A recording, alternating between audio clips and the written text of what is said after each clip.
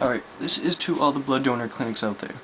I love what you do, but some of the rules and regulations you got are pretty dumb. I'm referring specifically to the rule that if you've received a body piercing, you cannot donate blood for 1 year, unless it was done by a piercing gun, in which case it can be as small as 8 days. Now, the idea here is that piercing guns are somehow safer and more sanitary than a simple needle. They're not. Here's why. A needle, when you go to a proper parlor, is brought out in front of you wrapped. It is opened, it has never been used, it is of surgical grade. It is sterilized and autoclaved for 1 hour. The piercing is administered, and after, the needle is destroyed or disposed of in some way, never to be used of again. Remember that, they're one-time use. A piercing gun, usually made of plastic and fits snugly in the palm of the hand, is brought out.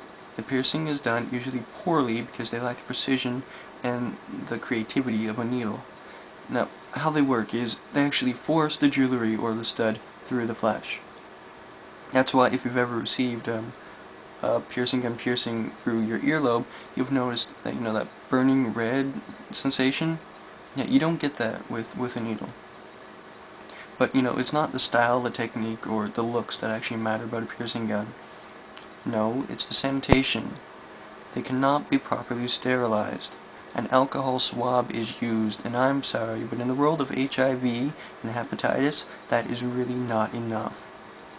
And I mean, they're used countless times with these horrible techniques. They're reused. And we have to also remember that a lot of people go to malls for their piercing, mainly because they're cheaper and they're faster than professional places. But a lot of these mall piercers have minimal training, something like 2 weeks it can be, and that's ridiculous. And a lot of them, I really don't think know the first thing about infection or blood-related disease control. And, every professional hates piercing guns. They tell you to avoid them.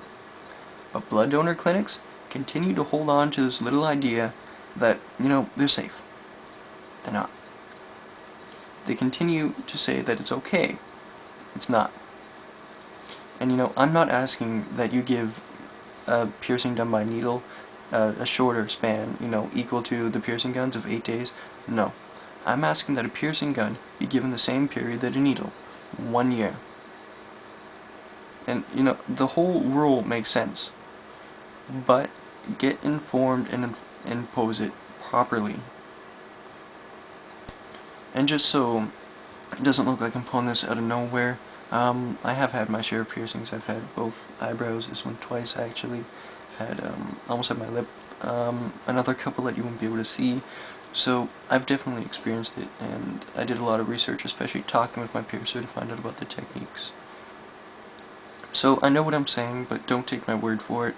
Talk to your local clinics, your blood donor clinics, go to their website, go in person, and start asking questions, because some of the rules they have are just plain ridiculous. It's really not safe. But don't let this discourage you from donating blood, please. You can actually save a life. It's no harm to you, and you can save a life. And, yeah, that's my rant. See ya.